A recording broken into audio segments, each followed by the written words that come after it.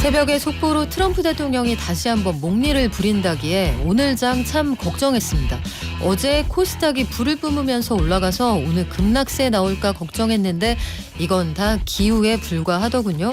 오늘 코스피 5천 돌파했고 코스닥도 1,000 위에서 잘 흘러가고 있는데 앞으로 쭉 갈 수 있을까요? 지구력을 유지할 수 있을지, 또 하방 지지선 어느 정도로 보면 좋을지, 어떤 것 주의하면 좋을지 신영증권 김학균 센터장에게 조언 들어볼게요. 안녕하세요. 네, 안녕하십니까? 센터장님, 진짜 제가 솔직히 말씀을 드리면 코스닥에 투자할 때는 손이 잘 안 나가는 게, 이게 장부를 열어보면 투자를 해도 되나 싶은 종목이 꽤 많잖아요. 네. 근데 어제 이후의 상황을 보면은 그런 거 상관없이 다 올라간단 말이에요. 네. 코스닥이 1,000을 돌파한 이후에도 이런 분위기, 정책 기대감으로 쭉 갈 수 있습니까? 모르겠습니다. 다만 코스닥이 종목이 많아요. 네. 코스피 시장이 한 800여 개 되는데 코스닥은 1,700개가 됩니다. 이제 그러다 보니까 말씀하신 것처럼 조금 안 좋은 종목들도 굉장히 많고, 근데 이제 코스닥 시장의 정체성은 예전에는 한국의 벤처기업 중심의 시장이었고, 근데 지금은 한국의 중소기업을 상징하는 시장 같아요. 위에 있는 뭐 바이오 몇 개, 2차 전지 몇 개, 또 최근에 부각되고 있는 로봇 같은 거 제외하면은요.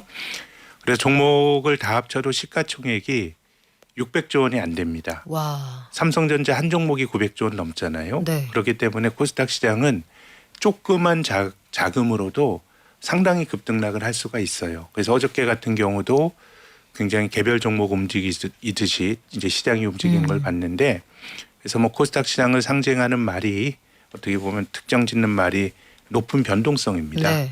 올라갈 때도 굉장히 가볍게 올라가고, 근데 이제 중요한 거는 결국 주가라고 하는 거는 기업의 실적을 통해서 증명을 하고, 뭐 단기 조정 이런 걸 알 수가 없어요. 그걸 어떻게 알겠어요? 그냥 우리가 5천 넘어서도 코스피 시장 보면은 속도가 빠르다고 생각하지만 4천 넘을 때도 그랬고 4,500 넘을 때도 그랬고, 또 미국 시장은 최근 수년 동안 순탄하게 올라온 것 같지만 작년 1분기에는 나스닥 지수가 20% 넘게 급락하기도 했거든요. 맞아요. 근데 뭐 잘 기억을 못 하시잖아요. 그래서 투자라고 하는 게 주가가 올랐는데 언제 조정을 받고 어디까지 빠지고 이건 알 수가 없죠. 그건 알 수 없지만 기본적으로 실적이나 이런 게 뒷받침이 되면 시간이 지나면서 회복이 되고, 사실 우리는 이런 것에 대한 판단을 내릴 수 있을 따름인데, 코스닥 시장은 그렇게 보면은 조금 뭔가 좀 계산하기는 힘든 시장인 것 같습니다. 지금 투자자들도 어떻게 보면 정책에 대한 기대가 굉장히 큰 거는 맞고요. 또 정책을 쓰는 사람들도 자본시장 정책에 대해서 스스로 정책 효능감을 또 느끼고 있을 것 같거든요. 네. 우리가 뭐 코스피 5천 포인트가 나왔을 때 뭐 이게 가능하겠어라고 하는 어떤 시각도 많았고, 그리고 생각보다 되게 빨리 네, 그 속도가 이뤘잖아요. 네. 뭐 한국 시장을 좋게 봤다고 하더라도 이렇게 빠른 속도로 올라갈지는 사실 뭐 그렇게 전망한 사람은 거의 없었던 것 같습니다. 증권사에서도 그렇게들은 안 보셨나요? 뭐 제가 단기간. 증권사는 대표하지 못하지만 뭐 저는 그렇게 생각하지 못했습니다. 뭐 시장이 좋을 것 같다는 생각은 했지만 네. 이런 속도로 올라갈 거다라는 생각은 못했는데, 근데 지금 이 코스피가 올라가다 보니까 이 삼성전자나 SK 하이닉스 몇 종목에 편중된 상승이다라고 하는 해석이 있고요. 또 코스피 시장은 외국인과 기관 투자가 비중이 굉장히 높은 시장인데 코스닥은 상대적으로 개인 투자가 비중이 굉장히 높은 시장이거든요. 그렇죠. 그래서 뭐 이쪽을 한번 좀 잘해봐야 되겠다라는 정책적인 뭐 어떤 아이디어를 가질 수가 있는 것이고, 또 최근에는 어떻게 보면 뭐 그 혁신금융, 또 부동산에서 주식으로의 뭐 머니무브, 뭐 이런 것들이 다 따지고 보면 사실 그 코스피 시장에 있는 잘 나가는 기업들의 주가가 올라가는 것도 중요하지만 코스닥 시장이 잘 되게 되면 여러 가지 긍정적인 효과들이 많이 좀 이제 나올 수가 있기 때문에 뭐 정책적인 방향은 코스닥 쪽으로 뭔가 좀 맞춰지는 거 아닌가라는 시장의 기대가 존재하고요. 근데 한편으로는 결국은 기업이 가진 펀더멘탈, 뭐 펀더멘탈이라는 게 뭐 미래 펀더멘탈을 우리가 알 수가 없죠. 네. 뭐 좋을 수도 있고 여러 가지 뭐 우리가 계산할 수는 없지만은 지금까지 이제 여러 가지 코스닥에 대한 어느 때는 창조 경제의 주역으로, 어느 때는 혁신 성장의 주역으로 네. 막 거론이 되고 또 주가도 이걸 반영해서 움직였지만 뭐 장기적으로는 코스닥 시장에서 성공의 경험이 별로 없기 때문에 지금까지는 기대 반, 걱정 반. 뭐 제 느낌은 그렇습니다. 근데 지금 궁금한 게 뭐냐면 코스피의 목표를 딱 세우고 7개월 만에 정부가 지수가 가는 걸 보여줬단 말이에요. 네네. 그래서 개인 투자자들이 코스닥도 비슷한 경로를 갈 수 있다 기대를 걸고 있는 걸로 보이는데 코스닥 3천 시대를 열겠다 이렇게 목표를 세웠단 말입니다. 그러면 코스닥이 만에 하나 3천을 진짜 간다. 그러면 코스피에 있던 자금이 이동해서 3천을 만들고 코스피는 내려올까요? 아니면 증시 외곽에 있던 추가 대기 자금들이 더 들어와서 소위 말하는 정부가 원하는 대로 부동산에서 증시로 대머니 무브가 일어나게 되는 걸까요? 코스닥은 작습니다. 아까 말씀드린 것처럼 뭐 3,000포인트 간다 그래도 삼성전자, SK, 하이닉스 두 종목 시가총액보다 조금 많은 수준입니다. 그러면 이거는 뭐 엄청나게 많은 돈이 머니 무브가 나타날 것 같지는 않고요. 예컨대 뭐 코스피와 코스닥이 상당히 좀 이제 약간 조금 적대적으로 그런 적이 있긴 있었어요. 네. 닷컴 버블 때 그때 현대자동차와 같은 이런 전통 주식들은 거의 뭐 제대로 취급을 못 받았고 뭐 새로운 기술이나 아니면은 새로운 뭐 기술. 여러 가지 닷컴자 붙은 기업들의 주가는 말도 안 되는 평가를 받았던 적이 있었거든요. 그때는 사실상 코스피가 안 되고 코스닥만 되는 모습이 불과 한두 달 나타났는데 지금은 뭐 이제 코스닥 시장의 규모 자체가 적기 때문에 그것이 서로 간에 좀 상쇄되는 관계라기보다는 코스닥 자체가 뭔가 이제 정책적인 방향에 대한 기대와 더불어서 기업들이 그런 기대를 좀 현실적으로 좀 손에 잡히는 기대들을 좀 보여줘야 된다고 생각합니다. 근데 코스피를 생각을 해보면 코스피 지수가 2024년 말에 2333 네. 그리고 2025년 4월에 저점에 한 2300 중반대 거기에서 5천 넘게 네. 올라왔잖아요. 네. 그럼 2배가 오른 건데 3천 쓰닥이 될 수 있을 거냐 없을 거냐 할 때 아니 1000에서 3000 갈 수 있지 않겠느냐 이런 아까 얘기도 말씀드린 있고. 것처럼 규모가 작아요. 네. 그 삼성전자 한 종목의 그 코스닥에는 1,700개 종목의 시가총액을 다 합쳐도 네. 삼성전자 한 종목의 절반 조금 넘는 수준이니까 이게 그 시장으로 상장된 종목으로 따지면 중소형주입니다. 그래서 기대감으로 주식이 어저께처럼 이렇게 올라갈 수가 있어요. 네. 근데 이제 중요한 거는 결국은 주식이란 게 지속 가능성입니다. 주식이 뭐 어떻게 조정 없는 시장이 있겠어요. 또 우리가 대화 나눴지만 2,300에서 5,000까지 올라가는 걸 몰랐는데 앞으로 조정이나 어디까지 오를지 있다고 생각하면 안 돼요. 또 주식 투자가 본질적으로 그런 걸 맞추는 게임도 아니고 네. 자기가 합당한 주식을 사서 조정이 있더라서 기다리고 그러면서 결국은 시간 지나면서 승자가 많이 나오는 게 우리가 기대할 수 있는 기대치거든요. 그래서 좀 코스닥에 대해서 조금 걱정스럽게 보는 거는 시장의 규모가 작기 때문에 조그만 기대감으로 주식이 훅 올라갈 수 있는데 문제는 이게 유지가 되고 지속이 될 거냐에 대해서는 우리가 고민을 정말 많이 해야 되고 제가 뭐 어떤 패배 의식을 가지고 말씀드리는 건 아닌데 이 코스닥이라고 하는 게 미국의 나스닥이 잘 나갈 때 네. 나스닥도 71년도에 만들어졌고 80년대까지는 별로 존재감이 없었습니다. 근데 90년대에 닷컴 붐을 타고 예를 들어서 아마존 같은 기업이 95년도에 상장이 되고 지금은 잊어버린 이름이지만 이 인터넷 브라우저인 넷스케이프 이런 것들이 이제 95년도에 상장이 됐어요. 그래서 미국의 기술주들이 아주 약진을 하니까 우리나라도 그거 한번 해보자라 그래서 96년 7월 달에 코스닥 시장이 만들어진 거거든요. 이름도 나스닥과 비슷하죠. 네. 그럼 한국만 그랬는가 일본의 자스닥, 나스닥 재팬, 독일의 노이어 마켓, 뭐 대만의 그레타이 이런 신흥 시장들이 다 만들어졌는데 지금까지 성공한 시장은 미국의 나스닥밖에 없어요. 뭐 제대로 된 시장이 없어요. 그러면 이번에 우리 코스닥은 보면 로봇, 바이오, 2차 전지 이렇게 섹터별로 기대감에 따라서 올라갈 만한 근거도 있고 실제로 올라가고 있기도 한데 주가가 올라가고 있죠. 그렇습니다. 로봇은 지금 코스닥 안에서 또 혹은 코스피에서 전망을 어떻게 보십니까? 저는 잘 모르겠습니다. 다만 로봇은? 그 산업이 커간다라고 하는 기대감은 있는데 당장 거기서 돈을 많이 버는 기업들은 별로 없죠. 그렇기 때문에 이 우리가 닷컴 버블 때 저는 이 코스닥 시장의 높은 변동성에 대해서 말씀을 드리는 건데 99년 2000년도 닷컴 버블 때 굉장히 주가가 많이 오른 상황에서 인터넷 주식을 샀던 사람들의 생각은 이제 시간이 지나면 우리가 손편지도 안 쓰고 쇼핑도 인터넷에서 하고 음악도 인터넷에서 듣는 꿈을 꿨어요. 그 꿈이 이루어졌죠. 지금 저 뭐 피지컬 AI라고 하는 그런 어떤 그 로봇이라든가 AI와 어떤 로봇이 접목이 되는 그런 세상이 전 열릴 거라고 보는데 그때 닷컴 버블 때 투자자들이 열광했던 주식들은 뭐냐 하면 야후, 엠파스, 라이코스예요. 지금 다 없어졌잖아요. 그러니까 산업이 성장하는 것과 그 과정에서 어떤 기업이 승자가 되느냐는 조금 저는 다른 문제 같아요. 그렇게 보면 지금에 있는 많은 종목들은 바이오나 아니면 로봇이나 네. 이런 기업들이 안 된다는 건 아니에요. 저는 모른다는 전제로 말씀을 드리지만 또 잘 됐으면 좋겠지만 이것 자체가 현실에서 안정적으로 돈을 벌고 배당을 주고 하는 기업들보다는 투자에 따른 변동성이 되게 큰 겁니다. 잘 되면 대박이고 주식이라고 하는 게 기대감을 사는 거잖아요. 그러면 네. 로봇 안에서도 될 놈 어떤 그거는 부분이 당연히 좋은 걸 될성구르다. 고르는 건 늘 해야 네. 되는 거죠. 네, 개별 네. 종목을 골라야 되는 건데 제가 이 자리에서 네. 뭐 그런 말씀을 드릴 건 아닌 것 같고요. 어. 근데 어쨌든 지금은 기대감이 되게 앞서는 것 같고 그런 주식을 컨셉 스탁이라 그래요. 네, 네. 개념. 사람들이 어떤 개념을 받아들여요.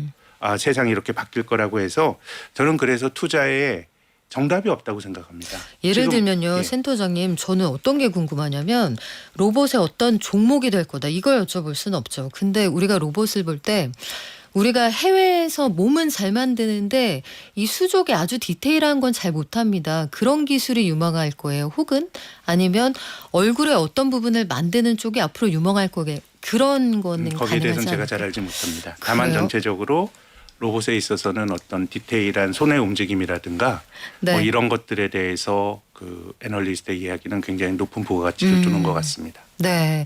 바이오로 한번 눈을 좀 돌려본다고 하면 어떻게 될까요? 바이오 쪽은. 바이오는 지금 보면은 한동안 알테오젠 같은 그런 특정한 주식은 공시의 시점 가지고 22% 급락하기도 했었는데 요즘에는 또 다시 힘을 받는 것 같기도 하고 바이오주 투자하실 때는 어떤 원칙 그것도 가지시면 하이 리턴이죠. 네. 다시 말씀드리지만 투자에 정답이 없어요. 사람들이 로봇이 갈 때 로봇으로 돈을 버는 것이 잘못됐다는 말씀은 절대로 아니고요. 그러니까 그런 것들은 굉장히 부침이 클 수밖에 없다는 말씀을 저는 드리고 싶습니다. 아, 그래요. 아, 여러 가지로 의견들이 참 분분하시네요. 지금 바이오 2차 전지 로봇 관련해서 코스닥에서 관련 종목 투자하시는 분들이 많아서 그런 전망을 좀 듣고 싶다 이런 의견들 주시는데 그러면 바이오도 종류가 참 많아요. 센터장님 보면은 라이센스 아웃해서 해외에서 돈 벌어오는 것들도 있고 국내에서 이제까지는 없었는데 신기술을 저희가 열심히 공부하고 있습니다. 이런 쪽도 있는데 바이오는 투자할 때 천천히 올라가고 빨리 빠지는 특성이 있잖아요. 그러면 당장 수금을 잘하는 기업에 투자하는 게 좋습니까? 그건 그때 달라요. 사람들이 네. 말씀 컨셉을 받아들이기 나름이에요. 그래서 바이오가 잘 갔던 2015년 이럴 때는 한미약품을 비롯한 몇몇 기업이 앞장서 나갈 때는 그 기준이 굉장히 받아들이는 개념이 되게 네. 그 수용도가 높았던 거예요. 근데 이제 전체적으로 보면은 이 그 임상에 들어가기 전에 주가가 많이 오르는 경우도 있었고요. 네. 오히려 임상에 들어가게 되면 임상의 성공 확률은 굉장히 낮기 때문에 오히려 임상에 들어가면 주가가 떨어지는 경우도 있었고 그래서 이건 기본적으로 우리가 개별 주식을 구체적으로 사는 행위는 아주 디테일한 의사결정을 해야 되는데 네. 아주 디테일한 의사결정을 내리더라도 그 회사 사람들도 그걸 모를 수가 있어요. 새로운 시장을 만들어 나가는 거니까. 그래서 이건 제 생각에는 네. 기본적으로 컨셉을 사는 행위라고 생각합니다. 우리 기현님께서 손이 대박일 듯요 이런 전망도 주시네요. 사람과 같은 수준의 손 사용이 가능하다면 이런 의견 주시는데 그래요. 그 얘기는 들었습니다. 우리나라가 요 손 관련해서 관절을 잘 움직이는 기술이 있다 이런 말씀도 나오는데 그럼요. 우리가 코스닥에 관심 있는 투자자분들은 지금 말씀하신 것처럼 높은 변동성 아무것도 확실하지 않은 상황 또 아무것도 확실하지 않다는 말은 좀 과한 말인데 네. 상대적으로 좀 그런 속성이 강하다라는 정도로 말씀드리고 싶습니다. 컨셉이 흐름을 좌우하는 그런 시장이라고 본다고 한다면 코스닥 시장에 투자하시고 싶은 초보자들은 어떤 걸 주의하시면 좋을까요? 근데 왜 코스닥 시장을 따로 생각을 할까요? 예컨대 어떤 ETF를 산다라고 하는 네. 건 제 생각에는 코스닥 시장이 갈 수 있다고 해서 코스닥 ETF를 사는 건 제 생각에는 분리된 의사결정이에요. 예를 들어서 코스닥 ETF는 바이오고 2차 전지고 다 들어가는 시장을 사는 의사결정을 내릴 수 있는데 근데 투자자 입장에서는 제 생각에는 코스닥이고 코스피가 중요한 게 아니고 내가 잘하는 종목을 해야 돼요. 네. 잘 아는 종목을 좋은 가격에 해야 됩니다. 작년에 그렇게 시장이 좋았는데 떨어진 종목이 1,000개 정도가 됐어요. 와. 그러니까 전체 상장 종목의 43% 정도가 주가가 마이너스였고요. 네. 코스피보다 더 많이 올라간 종목은 전체 상장 종목의 한 15% 정도밖에 안 되고 지금도 그래요. 그렇기 때문에 제 생각에는 투자라고 하는 거는 뭐 제가 잘해서 말씀드리는 거 아니고 일반적으로 말씀을 드리면 네. 잘하는 걸 좋은 가격에 또 시장이 변덕을 부리더라도 안 팔고 기다리면서 견디는 게 승률을 높이는 게임인 것 같고 그래서 우리가 개별 주식을 사는 행위는 우리가 투자라고 하는 게 욕심을 갖고 하는 거지 않습니까? 그럼요. 그럼 뭐 욕심이 나쁜 것도 아닌데 시장보다 더 벌려고 하지만 시장보다 더 벌 확률은 별로 없어요. 전체 상장 종목의 한 15% 정도만이 코스피보다 더 올라가고 한 절반 정도는 코스피가 이렇게 뜀박질을 하는데 주가가 마이너스를 기록하기 때문에 제 생각에는 뭐 코스닥만 투자한다 이런 걸 하기보다는 기본적으로 투자를 망설이시는 분들은 시장에 투자하시는 게 시장에 투자한다는 건 뭐 지수에. 예컨대 코스피라든가 네. 이렇게 투자하게 되면은 이제 그거보다 우리가 더 초과 수익을 누리려고 하는 마음이 있는데 현실에서 보면 그거 이기는 종목의 수혜 비율도 높지 않으니까 그래서 제 생각에는 조금 스스로 좀 학습하셔서 잘하시는 종목을 하시는 게 좀 맞지 않을까라는 공자님 같은 말씀을 드립니다. 그러네요. 내가 모르는 종목에 투자하는 것만큼 위험한 일이 없을 것 같은데 때마침 목돈이 증시로 계속 들어오고 있는 분위기예요. 국민연금은 국내 시장에 투자할 수 있는 비중을 올려서 추가로 자금을 대겠다고 하고 어제 시장 보니까 코스닥에도 기관 투자 자금 굉장히 많이 들어오던데 네. 그럼 요럴 때에는 내가 개별 종목에 대한 학습이 충분히 이루어지기 어렵다 하면 지수로 가시는 게 양쪽 시장에서 다 옳습니까? 저는 그렇게 봅니다. 한국 경제에 대한 비관론이 되게 많았잖아요. 종합주가지수가 2000년대 들어서 2년 연속 떨어진 적 한 번도 없습니다. 미국의 S&P 500이 2차 세계대전 이후로 네. 한 해 떨어졌는데 그다음에 또 떨어졌던 게 2번밖에 없어요.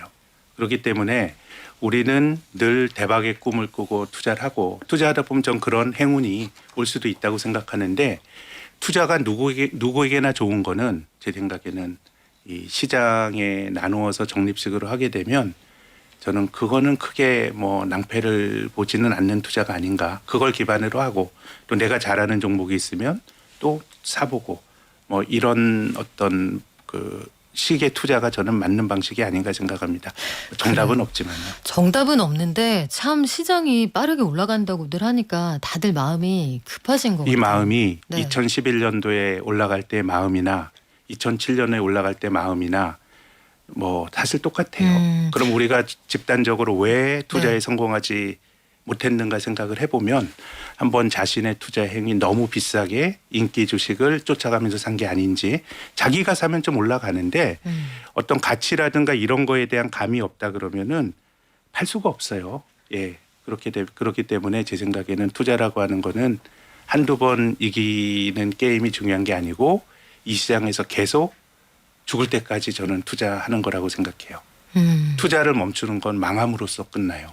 내가 돈을 버는데 이걸 어떻게 멈출 수 있겠습니까? 네. 그렇기 때문에 한두 번 잘하는 것도 중요하지만 지속성을 가진 좋은 루틴을 갖는 게 절대적으로 전 중요하다고 생각합니다. 그러면 국내장하고 미국장이 올해 들어서 작년도 그렇습니다만 작년에 국내에서 코스피 지수가 76% 올라올 네. 때 S&P 500은 한 30%? 아니요. 10%대입니다. 10% 올랐습니까? 차이가 많이 났네요. 네. 코스닥도 안 오른 것 같지만 한 34% 정도 네. 올랐잖아요.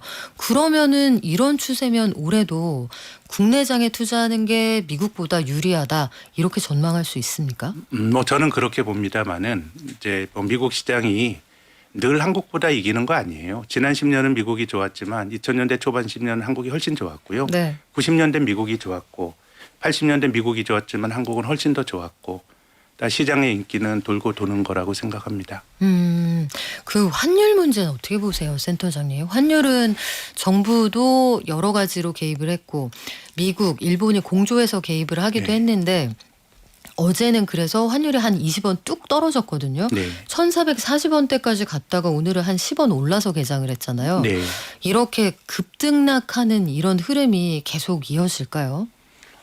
뭐 그걸 알기는 어렵지만 제 생각에 지금 환율이 한국 경제의 펀더멘탈과 본질적으로 우리나라로 달러가 얼마나 들어오느냐가 환율을 결정하는 가장 중요한 힘인데 우리나라의 GDP 대비 경상수지 흑자가 한 6% 정도 되거든요. 그렇게 보면은 지금 환율은 지나치게 달러가 고평가돼 있다. 원달러 환율이 지나치게 높은 거 아닌가 생각을 합니다. 저는 뭐 여기서 더 떨어질 여력이 있다고 봅니다. 그러면 대통령께서 예상하신 것처럼 한두 달 내에 1,400원 선까지도 저는 간다고 뭐 한두 보세요? 달의 흐름은 잘 모르겠네요. 지금 정도는 GDP 6%의 네. 어떤 국가 그리고 지금 단기적으로 환율이 올라가는 거는 뭐 한국 분들이 미국 주식 많이 사는 효과가 있거든요. 저는 나쁘지 않다고 보는데 네. 결국 돈이라고 하는 거는 수익률을 쫓아서 움직이는데 지금 한국 시장이 상대적으로 더 낮잖아요. 그렇게 본다 그러면 저는 서학개미들의 미국 주식 매수 붐도 조금 약해지지 않을까 그런 전망을 하고 있습니다.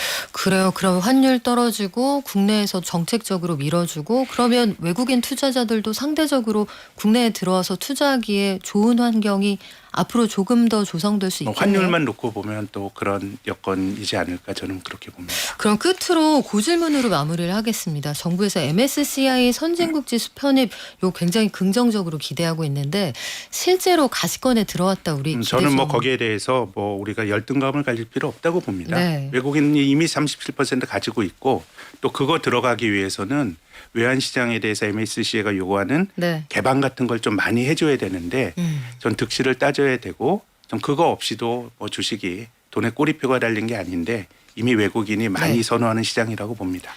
네, 지금까지 신영증권 김학균 센터장과 함께했습니다. 오늘 말씀 고맙습니다. 네, 감사합니다.